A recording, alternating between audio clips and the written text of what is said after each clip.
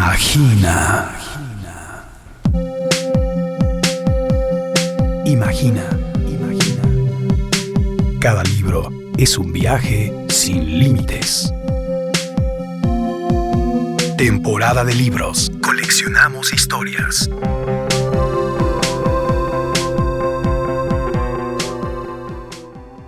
De una vida mejor no es la única, pero sí es una parte importante. Entonces por ahí creo que va el tema de las masculinidades. Es preguntarnos constantemente qué se puede hacer como hombres para generar un espacio mejor, porque aunque muchos van a estar en desacuerdo con lo que voy a decir, yo sí creo que el gran problema de la violencia es la masculinidad.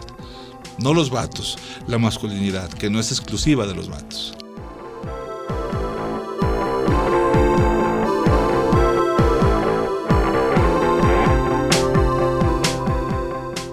Hola, ¿qué tal? Bienvenidas, bienvenidos a Temporada de Libros. Gracias por acompañar esta charla sobre la escritura literaria en nuestra lengua. Soy Verónica López García y te invito a la conversación que tendré con el escritor mexicano Hiram Rubalcaba sobre su colección de cuentos Los Inocentes, publicado por la editorial Era. Después de su novela Todo pueblo es cicatriz, Hiram Rubalcaba nos trae ahora 9 relatos organizados bajo el título de uno de ellos, quizá el más potente, Los Inocentes. Se trata de un volumen que de nueva cuenta nos coloca en Tlayolan, un lugar tan real como ficticio, tan antiguo como actual, que es a la vez el sur de Jalisco y México entero. La violencia, el terror cotidiano que supone vivir en este país no admite domesticación. Bajo esta certeza, Hiram gira la mirada para colocar en el centro a los inocentes, a los niños. La infancia olvidada por el Estado se ha convertido en blanco fácil del crimen organizado y de todas sus vertientes. Hiram desarrolla 9 historias en las que los inocentes se hacen presentes de una u otra forma. Con el espíritu periodístico que guarda su escritura, Hiram teje relatos con una prosa directa y bien elaborada en la que descubrimos influencias de la crónica y quizá también de la nota roja. En estos cuentos encontramos historias por todos conocidas. Las leemos en los diarios, en los noticieros y hasta en los reels. El abuso del poder, el machismo, el dolor de las familias de desaparecidos, la miseria y sus clanes de supervivencia que deambulan entre la degradación social y suburbana, dibujan la postal de este trabajo literario y de nuestra actualidad.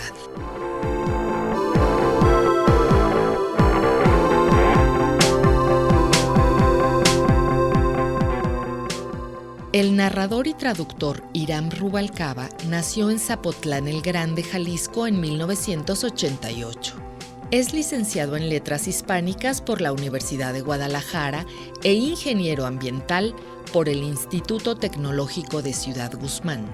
Hiram es maestro en estudios de Asia y África por el Colegio de México y coordinador de la Biblioteca Pública del Estado de Jalisco, Juan José Arreola. Rubalcaba ha colaborado para las publicaciones La Jornada Semanal, Reverso y Tierra Adentro. Además, ha sido becario del PECDA Jalisco en la categoría Jóvenes Creadores en el año 2018. Algunos de los reconocimientos que ha obtenido son Premio Nacional de Narrativa Mariano Azuela 2016 por Me negarás 3 veces. El Premio Nacional de Cuento Joven Comala 2018 por La Noche sin Nombre. El Premio José Alvarado de Cuento 2020 por Padres sin Hijos. En 2023, Hiram Rubalcaba publica su primera novela, Todo pueblo es cicatriz, y en 2025 aparece su colección de cuentos Los Inocentes, sobre la que charlaremos con él en esta ocasión.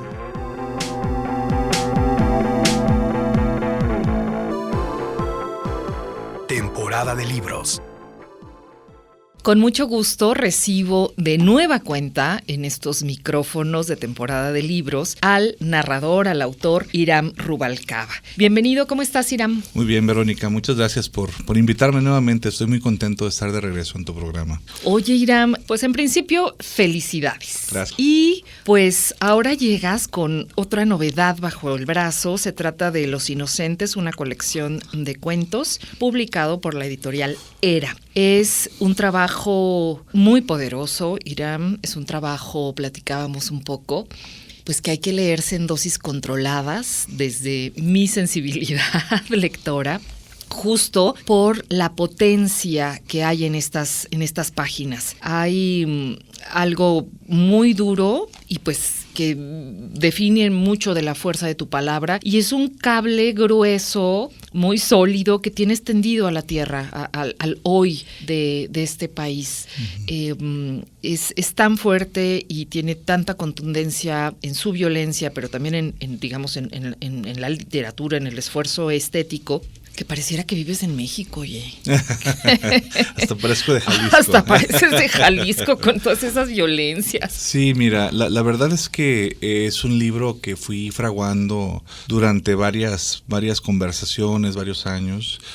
Alguien que presentó el libro recientemente dijo que era como una especie de antología personal, porque hay un par de cuentos, 3, 4 cuentitos, que aparecieron en otras colecciones, ¿no? Por ejemplo, el primer cuento, el de Oscuras, uh-huh, salió en mi segundo libro, en el 2016, y yo fui como recuperando estos cuentos que tienen el tópico de la infancia o de las infancias maltratadas, y fui escribiendo nuevos cuentos, ¿no? Más de la mitad del libro, casi un 70% es como cuentos completamente inéditos, en donde el tópico pues es la violencia que sufren principalmente los niños en el país, y por supuesto yo siempre escribo sobre nuestro estado, ¿no? Y de hecho yo escribo sobre el sur de Jalisco, esa es la zona donde ubico mi obra, y como tú sabrás, porque bueno, nadie es ajeno a esta situación, pues la situación de la violencia, me refiero, ha crecido en los últimos años, ¿no? Jalisco actualmente lidera el primer lugar nacional en desapariciones. Esto es inusitado, nunca había ocurrido, ¿no? Yo recuerdo cuando era joven y empezó con todo este problema, pensábamos en estados como Chihuahua, Tamaulipas, Baja California, decíamos, qué terrible vivir allá, ¿no? Con tanta violencia, y pues bueno, ya estamos a esas alturas, incluso inauguramos nuevas cumbres, ¿no? Pasó lo de Teuchitlán, es decir, o sea, hay mucho material por el cual pensar que es muy importante reflexionar, seguir reflexionando y denunciando las violencias de las que hemos sido testigos, a veces incluso partícipes, ¿no? Porque no puedes ser ajeno a lo que está ocurriendo de esta situación, y de estas reflexiones, como te decía, surgen estos relatos, unos relatos que yo entiendo son densos y pesados, porque bueno, la realidad es densa y pesada, ¿no? Justo por eso tienen ese gran peso. No disimulas el corazón de tus relatos, no lo disfrazas, no hay que adivinarlo, está en el título, Los Inocentes. Y lo que haces, hablas de las infancias, claro, eso es el gran corazón de esta colección de cuentos. Parte, creo, de desvelar todos estos serie de prejuicios que se siguen teniendo sobre la infancia. Se habla del momento de máxima felicidad, la inocencia como este estado puro, nunca se es más feliz que cuando se es niño, ¿no? Hablamos de una visión sumamente edulcorada, no importa de la población de la que seamos, creo que es un asunto humano global, es un prejuicio que está muy arraigado, pensar que en ese momento estás a salvo, cuando al revés, ¿no? Las vulnerabilidades creo que son más evidentes, y me gustaría que habláramos un poco de esta preocupación tuya por la infancia, por las infancias. Bueno, yo tengo muchos años hablando sobre el tema de la vulnerabilidad en la infancia, ¿no? El tema de la deuda histórica que tenemos con los niños, porque me parece que la infancia feliz debería ser un derecho universal, y cada vez más nos damos cuenta de que en realidad es un privilegio que por desgracia no está al alcance de muchos de los niños. Pensemos, por ejemplo, en los principales problemas que yo encuentro con las infancias, pues tienen que ver con su propensión al abandono, Yo lo he dicho antes, vivimos en un país de padres abandonadores, sobre todo. Después su propensión al castigo físico, después su propensión al acceso o digamos al alcance de ciertas violencias, ¿no? Te decía, el primer cuento, o sea, Oscuras, habla sobre una prostituta joven, Ay, durísimo el cuento, sí. Que pues se encuentra a merced de un sujeto aparentemente normal que pues está debatiéndose, ¿no? Si va a pagar sus servicios o no. Este cuento surge de mi lectura hace algunos años de esta crónica espantosa y maravillosa que se llama Acapulco Kids, ¿no? Una crónica fue muy famosa, bueno, debió ser más famosa me parece, porque hablaba sobre uno de los grandes problemas que tenemos en este país, que el turismo sexual, somos un paraíso niños, del sí. turismo sexual, ¿sí? O sea, la pederastia en México, sobre todo en las zonas turísticas, pues es un problema que se ha velado durante muchos años, pero que definitivamente se ha vuelto un problema de salud pública, ¿no? O sea, digo, no quiero decir que sea exclusivamente, pero es muy importante señalar que lugares como Puerto Vallarta, Chapala, Acapulco, por supuesto, todavía, porque eso no cambió con la crónica. Exacto. Cancún, todas las costas. Todas, Mazatlán. Todas Sí. las costas, todos los lugares que están, digamos, propensos a las visitas de los extranjeros, sobre todo, que vienen a hacer turismo sexual, pues... Y los mexicanos también, ¿no? O sea, no hay que decir que este mal viene de fuera, porque es un mal que afecta en muchos aspectos. Entonces, bueno, este es un ejemplo. Otro ejemplo que he mencionado mucho de Teuchitlán para acá tiene que ver con los sicarios. O sea, cuando nosotros pensamos en sicarios, es una figura que por supuesto ha sido muy vilipendiada y muy, probablemente con razón, odiada, ¿no? Por la gente. Pero en realidad el problema del sicario es mucho más complejo. Muchos empiezan muy chiquitos. Se los están reclutando de 10 años, 11 años, a veces hasta de 8 años, para halconear, hacer pequeños mandaditos. Ya después, oye, ¿qué te parecería? Ya tienes 13 años, ¿no? Ya te salieron pelitos. O sea, bueno, ¿por qué no te pones a disparar, etcétera? Entonces, es un tipo de proceso de destrucción de la infancia, del cual me parece, como te decía hace rato, que todos somos un poco partícipes, porque finalmente la sociedad la construimos todos, ¿no? Y no estamos generando oportunidades, no estamos generando ambientes de protección para los niños. Es decir, hay un chingo de trabajo por hacer. Pues sí, hace días recuerdo de esta denuncia en una escuela primaria, creo que de Guerrero, en donde estaban usando a los niños para amedrentar a los propios profesores, Claro. mandan de recaderos, y los alumnos, estoy hablando de niños de entre 6 y 11 años, utilizados justo por el crimen organizado al interior de una institución. Y bueno, las declaraciones de la directora que cerró la escuela por ese motivo, bueno, desgarradoras. Y como dices, del otro lado estamos, pareciera en una expectación, alarmada, de buenas conciencias, pero sin activar realmente una resistencia que haga contrapeso. Sí, es complejo, Vero, porque finalmente uno como ciudadano se pregunta hasta dónde puede uno actuar, ¿verdad? Por ejemplo, esta directora, ¿no? Que cerró la escuela que mencionas, híjole, yo hubiera hecho lo mismo. O sea, claro, finalmente, ¿qué haces? ¿qué más puedes hacer? Uh-huh. Yo le decía hace tiempo en una discusión el tema de la policía, ¿no? La policía mexicana ha tenido en los últimos años, el Manoplas, por ejemplo, ha tenido en los últimos años un deterioro en su imagen, ¿no? La gente no confía en la policía. Esto me queda clarísimo, y tampoco creo que la situación con los policías sea completamente justa, porque finalmente son cabrones que se están jugando el pescuezo por 3,000 pesos al mes, ¿no? O sea, y con armamento que no compite, claro, no. Y tampoco su formación. No. O sea, definitivamente me parece que hay muchos aspectos que te decía, no nos competen a nosotros como ciudadanos, o estamos incapacitados para ejercer, digamos, algún cambio sustantivo, ¿no?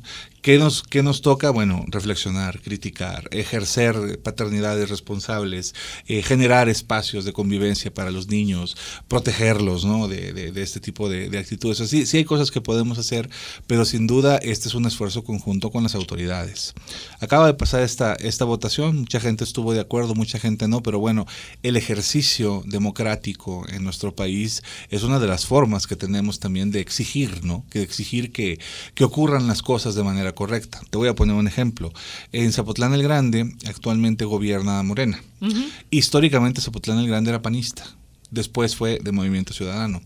Hace un par de gestiones el Movimiento Ciudadano literalmente le vendió el pinche rancho a los aguacateros y no ha vuelto a ganar desde entonces. O sea, este tipo de ejercicio democrático demuestra que el voto sí tiene un peso. Y le metieron un chingo de lana. Y el poder que hay detrás de los aguacateros. Claro. Y hablando sobre todo de MC.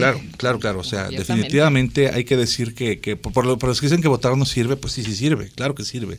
Y no han vuelto a ganar, ¿eh? O sea, llevan 2, 3 presidencias que ni diputaciones le metieron un chingo de lana. Pero yo viajo mucho en carretera, veía 70 letreros de MC por cada letrero de cualquier otro partido y no ganaron. Y no ganaron porque la gente dijo, oye, cabrón, no tenemos agua, ¿no? O sea, Ciudad Guzmán es un pueblo de 90,000 habitantes, más o menos 20,000 de capital flotante de estudiantes, y es un pueblo con más de 120 pozos de agua. Yo creo que ni Guadalajara tienen tantos, ¿sabes? O sea, es una locura la cantidad de sobreexplotación acuífera, bueno, en fin, este es un ejemplo, ¿no? Pero también hay que decirlo, el ejercicio democrático es parte de las cosas que sí podemos hacer como ciudadanos para demandar mejores condiciones para nosotros y para las infancias. Vamos a un corte y regresamos a la charla con el escritor mexicano Hiram Rubalcaba. Temporada de libros. Temporada de libros. Coleccionamos historias. Volvemos.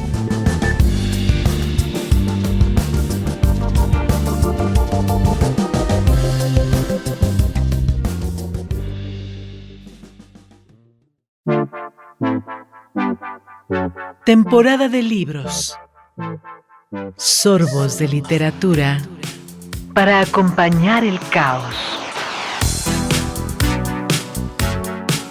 Continuamos. Estamos conversando con el escritor mexicano Hiram Rubalcaba.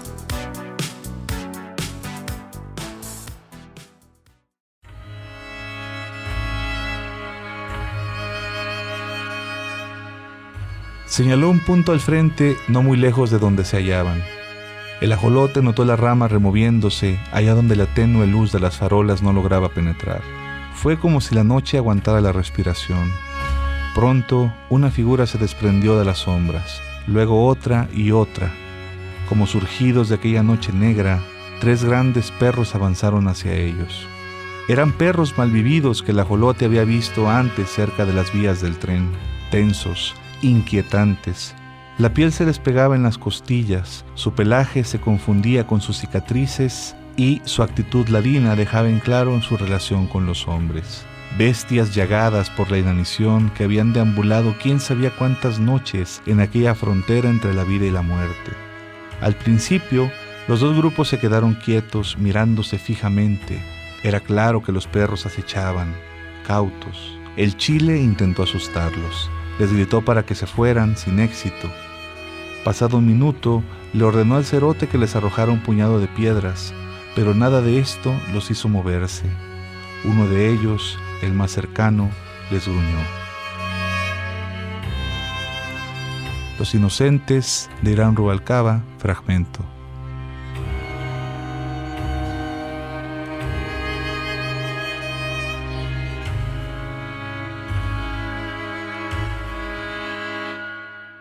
Coleccionamos historias. Miren, estamos hablando de este México nuestro, que tiene mucho que ver con Latinoamérica, con el mundo, y estamos haciéndolo porque esto está en Los Inocentes. Estos 9 relatos que dan vida a esta edición, pues tienen esta profundidad social.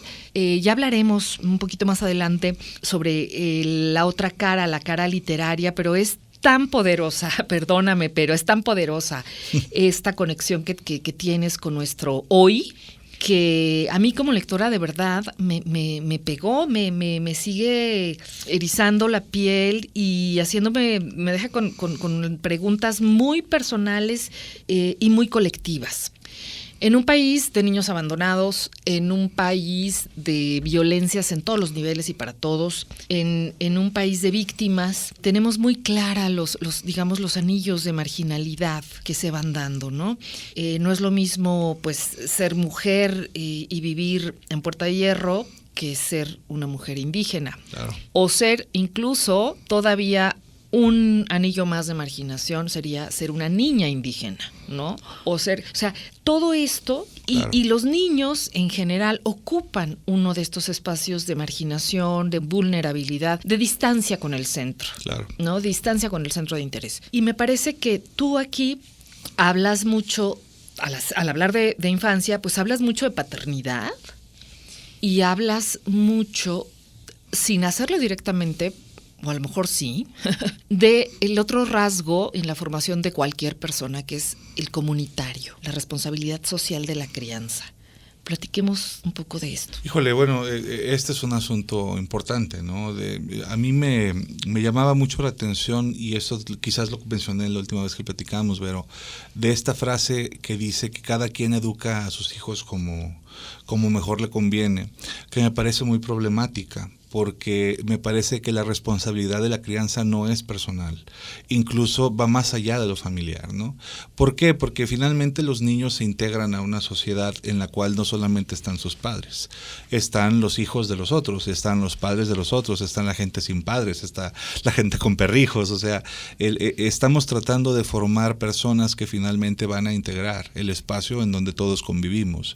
Por lo tanto, yo sí estoy de acuerdo en que se le llame la atención a un niño, aunque no sea tuyo.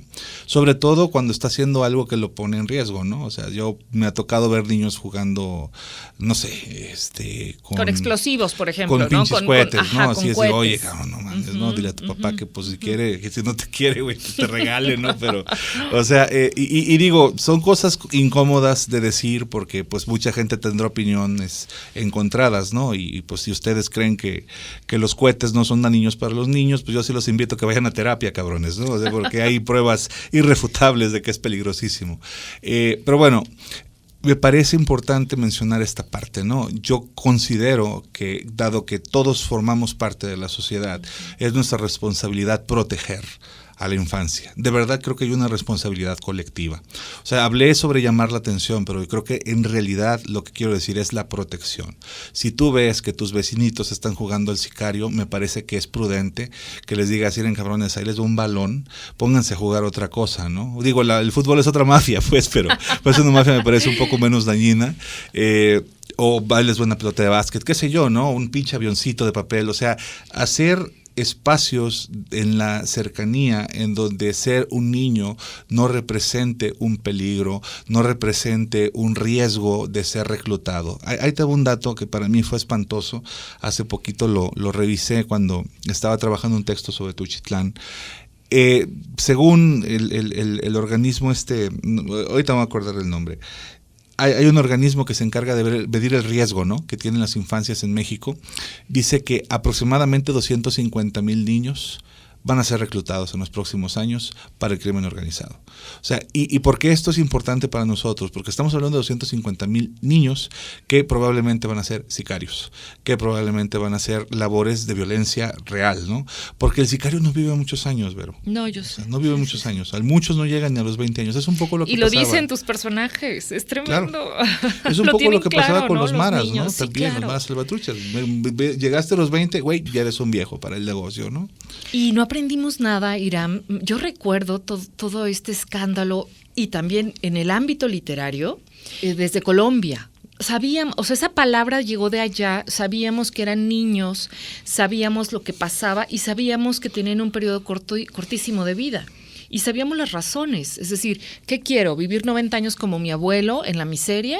¿O vivir 20, pero en la party y teniendo acceso, teniendo acceso a una troca, a sexo fácil, etcétera? Sí, mira, es un documento que publicó Doria del Mar Vélez Salas y se llama Reclutamiento y utilización de niñas, niños y adolescentes por grupos delictivos en México. Se publicó en el 2021.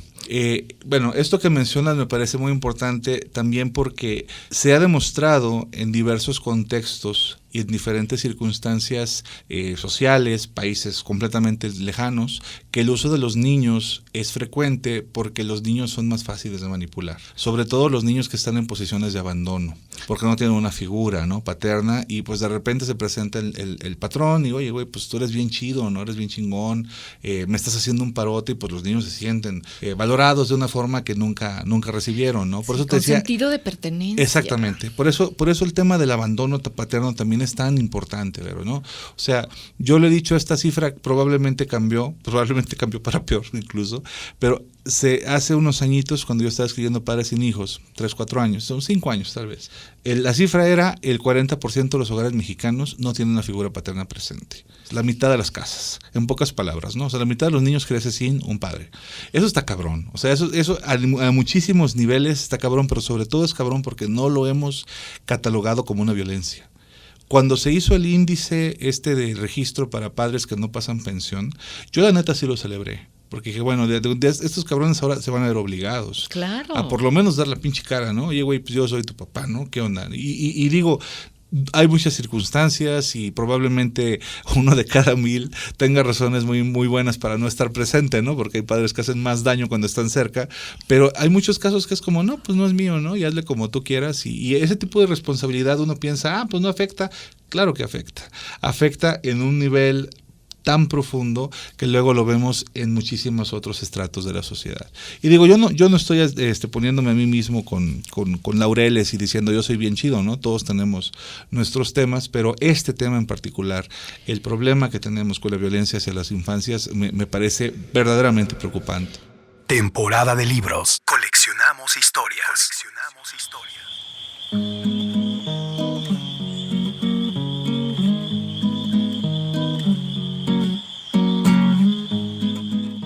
La muchacha interpreta Palmonte. Pumbiru parira perureira, pumbiru parira pai, pumbiru parira neru peru papai, pumbiru parira perureira, pumbiru parira pai.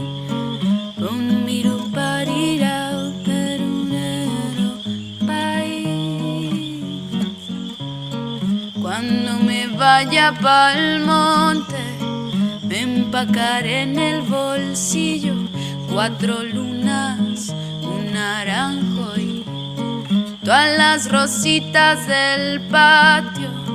Cuando me vaya pa'l monte, me empacaré mi lenguaje y el recuerdo que no tengo de los cantos del abuelo. Pum-miru parira perureira, pum-pim parira pai, pum-miru parira peru papa de dore pai, pum-miru parira perureira, pim pum parira pai, pum-miru parira neru peru pai. Y es que me voy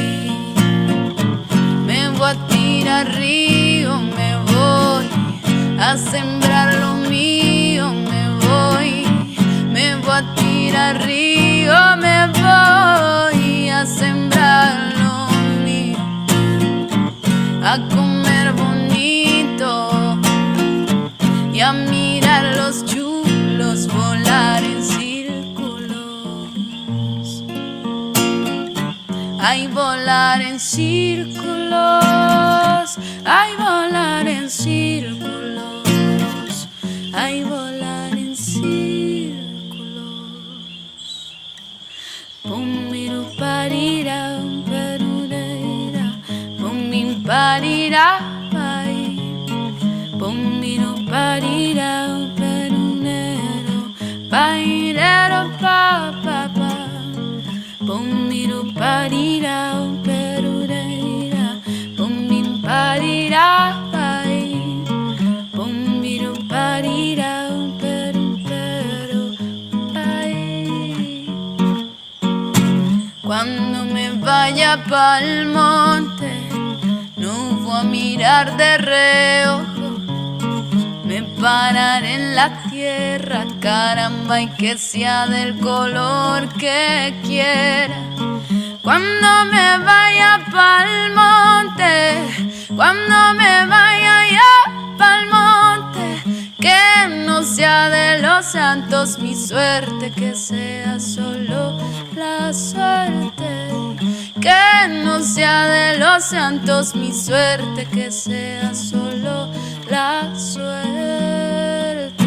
Y es que me voy a tirar río, me voy a sembrar lo mío, me voy a comer bonito, me voy a tirar río, a sembrar lo mío, a comer bonito y a mirar los chulos volar en círculos. Ay, volar en círculos, ay, volar en círculos, ay, volar en círculos, ay, volar en círculos. Temporada de libros. Literatura que llega a tus oídos. A tus oídos. Volvemos. Quédate con nosotros. Estamos conversando con el autor mexicano Hiram Rubalcaba. Voces de la literatura en nuestra lengua. En nuestra lengua. Temporada de libros. Temporada de libros. Continuamos.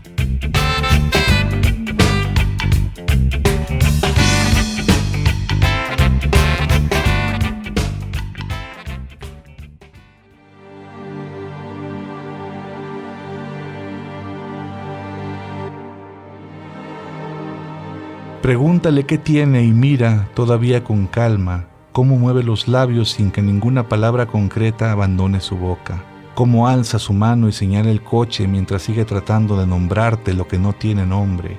Observa el auto detrás de él. Camina en esa dirección, asómate a la ventana y siente cómo todo tu cuerpo se llena de cristales quebrados. La muchacha está recostada en el asiento trasero. Parece dormida, pero hay algo antinatural en la posición de su cabeza y de sus manos que te hace recordar uno de esos títeres de madera que venden en los puestos de la feria. Muévete un poco a la derecha, deja que la luz de tu porche se filtre por la ventanilla y te permita observar el rostro. Cierra los ojos, escupe una oración demasiado tardía. Mira, aunque no quieras, su ropa y el asiento manchados de sangre y por un momento también sus ojos que se plantan frente a ti como dos tumbas abiertas. Yo no quería, es que si vieras, esta cabrona siempre está gritando. Escucha la voz de tu hijo, cómo balbucea, cómo llora. Abre la puerta del coche y siente el aroma de la sangre abriendo llagas en tu nariz y en tu pecho. Acércate a ella. Tócala con la punta de tus dedos. Pregúntate qué hiciste mal. Piensa que todavía está viva. Repítelo en voz baja para calmarte, aunque la poca luz que entra de la calle te ha permitido notar un par de heridas abiertas en su frente. Sacúdela una vez, 2 veces, con dulzura. Intenta llamarla por su nombre. Azucena, Dalia, Margarita.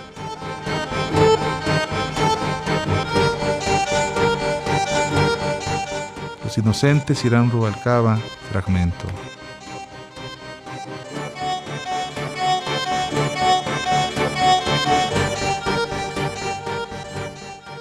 Continuamos la conversación con el escritor mexicano Hiram Rubalcaba.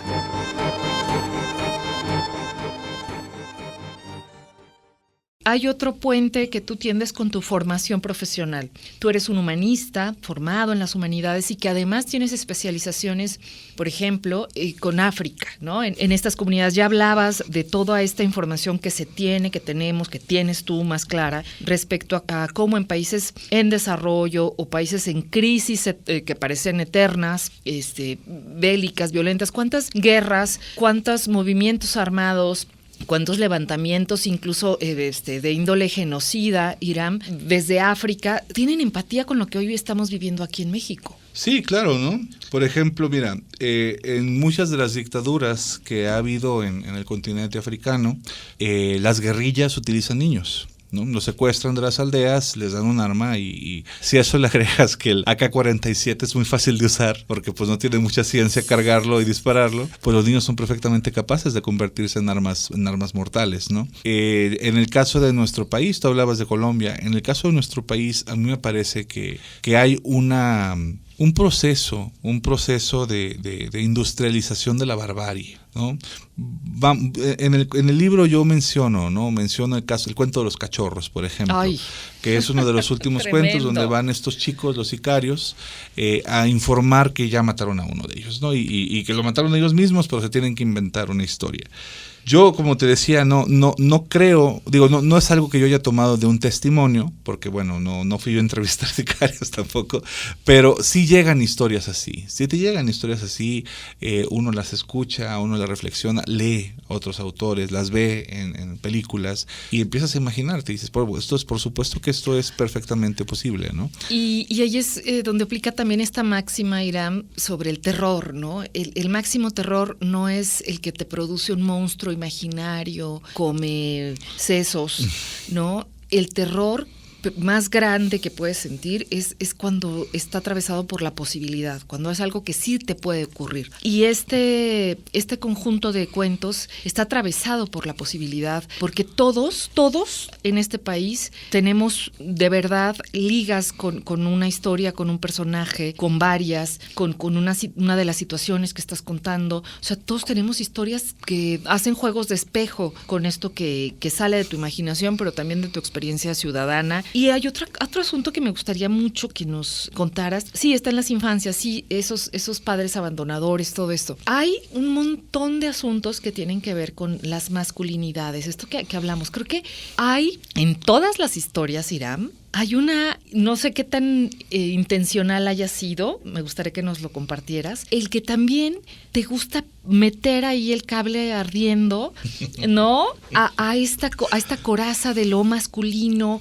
Vemos a un hombre divorciado absolutamente deshecho, roto. Vemos a que no sabe cómo ser papá, que no sabe cómo remediar sus fracturas. Vemos a jovencitos que desde pequeños están atravesados por lo sexual, por la demostración de su fuerza o como persona, de su individualidad a través de la violencia sexual. Cuéntanos un poco. Fíjate que yo, se me ha hecho este señalamiento, no me lo toma mal, solo sé que es una lectura frecuente sobre las masculinidades, ¿no?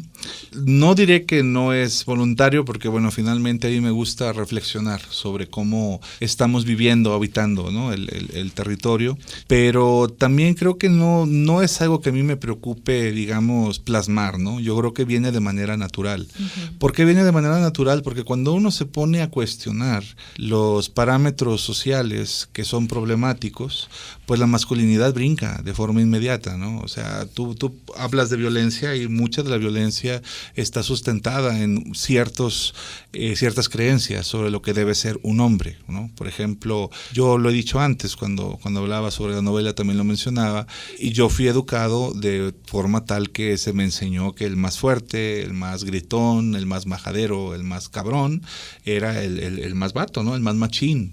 Y no digo que esté completamente mal, porque pues eso ayuda a muchos a sobrevivir a ciertas etapas difíciles, ¿no? de la vida, pero luego también te das cuenta de que detrás de este discurso hay muchas trampas, ¿no? Hay muchas trampas como que, por ejemplo, pues no es cierto que si eres el más violento eres el más hombre, ¿no? Eso definitivamente no es cierto. Hay personas que nunca levantan la mano y son ejemplos esenciales de humanidad. Tú mencionabas esta formación que tengo humanista. Yo trato muchas veces de pensar, ¿no? ¿Qué es lo que puede volvernos una sociedad más humana? Definitivamente. Y mi respuesta siempre ha sido la compasión y la empatía, que no son otra cosa más que ponerte en los zapatos del otro, quitándote los tuyos y decir, qué difícil debe ser vivir como vive este cabrón, ¿no? Hace unos días, un escritor estaba contando una anécdota de que, no me acuerdo si fue José Mariano Leiva, creo que fue José Mariano, que iba en el coche y chocó con un camión. Entonces dice, yo me di cuenta que había sido mi culpa, entonces me bajé a disculparme y el otro güey se bajó pues hecho una fiera y cuando me vio tranquilo no supo qué hacer, ¿no? Cuando yo dije, no, güey, discúlpame, ¿estás bien? Y el vato pues, se quedó trabado, ¿no? O sea, ¿cómo es posible que no estemos en el mismo discurso violento?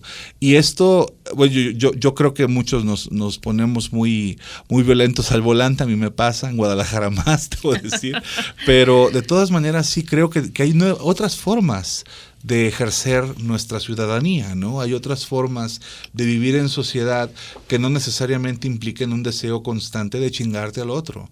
O sea, finalmente, yo esto lo aprendí de uno de mis maestros de cuento, que es César Anguiano.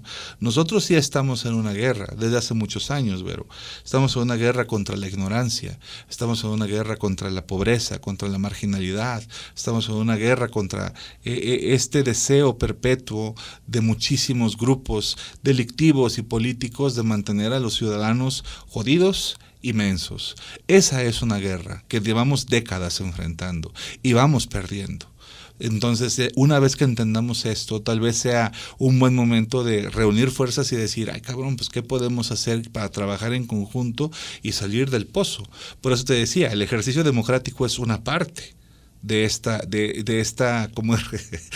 búsqueda de una vida mejor, no es la única, pero sí es una parte importante. Entonces, por ahí creo que va el tema de las masculinidades. Es preguntarnos constantemente qué se puede hacer como hombres para generar un espacio mejor, porque aunque muchos van a estar en desacuerdo con lo que voy a decir, yo sí creo que el gran problema de la violencia es la masculinidad. No los vatos, la masculinidad, que no es exclusiva de los vatos. Exactamente. Temporada de libros. Lecturas bajo la lluvia. Volvemos. Vamos a un corte y regresamos a la charla con el escritor mexicano Hiram Rubalcaba.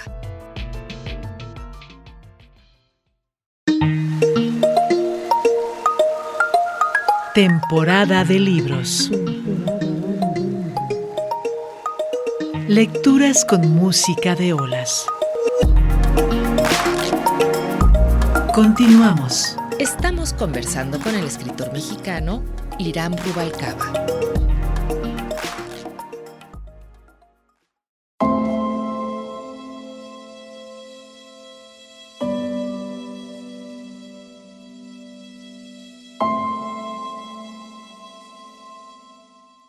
Los segundos se volvieron de vidrio.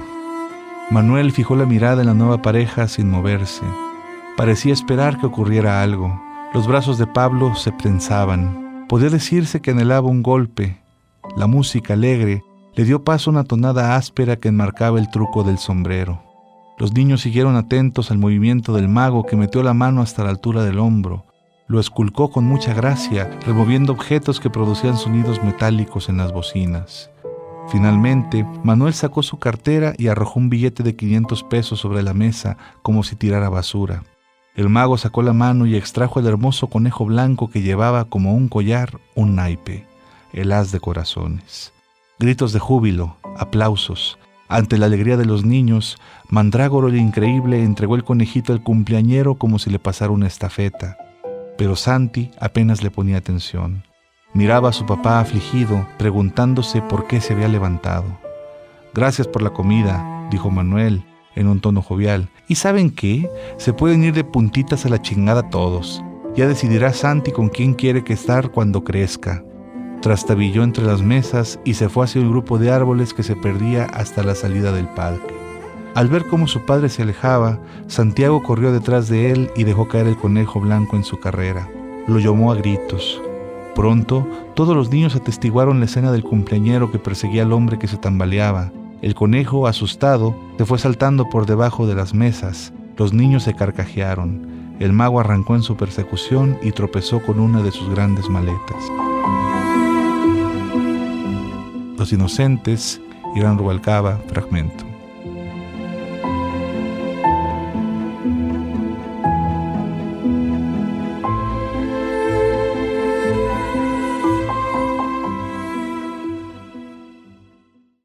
Temporada de libros. Coleccionamos historias. Ay, pues el tiempo corre, qué mal, qué mal, porque la plática es sumamente interesante y además muy pertinente. 9 cuentos en donde estos inocentes son sobrevivientes a condiciones límite. No es solo la imaginación de Irán, por supuesto que está presente, está su capacidad, su habilidad como narrador para tejer estas historias, para hacer aparecer y desaparecer personajes, por ejemplo. Háblanos un poco de esto, porque de pronto lee uno cuentos en donde aparece, yo mencionaba al Manoplas, que es un personaje policía, ya saben, tremendo, aparece y luego desaparece y aparece y luego aparece el ajolote, creo, sí. Otros personajes, y eso le da mucho, pues un tejido muy, muy importante a tu colección. Claro, muchas gracias por sacar ese tema. Fíjate que yo tengo 12 años desde que se publicó mi primer libro, y en mi primer libro apareció el Manoplas, junto con otro policía que es el Alambre de Púas. Eran como una dupla ahí medio macabra. El Manoplas va a ser personaje de una de mis próximas novelas. Escribo su arco de redención. Entonces yo lo que estoy tratando de hacer desde que empecé a escribir, quizás desde mi segundo libro, con mayor claridad, pero desde que empecé a escribir he tratado de construir un territorio literario. Algo así como la comedia humana de Balzac, ¿no? Donde todo esté como interconectado. No soy, por supuesto, el primero que hace esto, ni el único que lo está haciendo, pero me interesa mucho eso, que todos mis libros formen parte de una obra literaria. No sé si lo logre, de repente hay cosas que pues uno le da por escribir y no tiene nada que ver con lo demás, pero al menos los textos de ficción narrativa, como son las novelas y los cuentos, hasta el momento he tratado de que se conecten. Por eso el lugar donde ocurren los cuentos es Tlayolan, y no Zapotlán. Tlayolan, sí, es Tlayolan, no Zapotlán, ¿no? Que Tlayolan y Zapotlán están emparentados, pero no son lo mismo. Si yo de repente estoy pensando en algunos lugares que vi en Pihuamo cuando vivía allá, o que vi en Teca o en Tamazula, y digo, en esta calle voy a ubicar esta escena, y por eso mucha gente dice, oye, ¿cuál calle es esta, cabrón?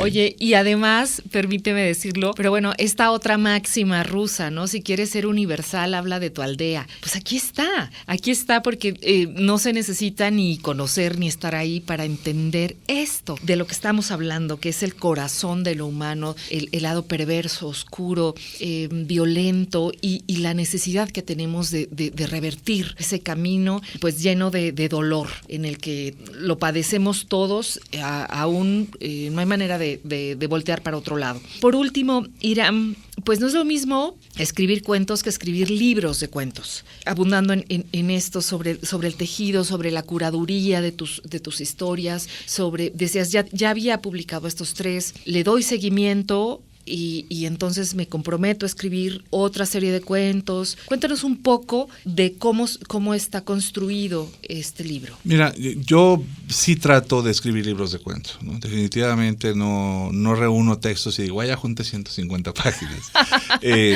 Tengo otro par de libros ya armados también que probablemente en años posteriores vean la luz. Y lo que yo trato de hacer es pensar en temas, ¿no? Por ejemplo, en Padres sin Hijos era la paternidad, definitivamente. En De Cerca Nadie es Normal era la marginalidad. En este caso son principalmente los niños o la inocencia, ¿no? Como tal. Vienen otras cosas, ¿no? Las relaciones de pareja. O sea, yo creo que los problemas humanos nos atraviesan a todos de maneras distintas, pero todos nos podemos sentar y pensar que es posible sentirnos cercanos, ¿no? A los problemas humanos. Yo siempre pienso en esto cuando voy a escribir. ¿De qué tópico o de qué situación humana compleja me gustaría escribir? Y algunas son inagotables, ¿no? Yo tengo otro libro sobre paternidades listo, porque es bien difícil ser papá, ¿no?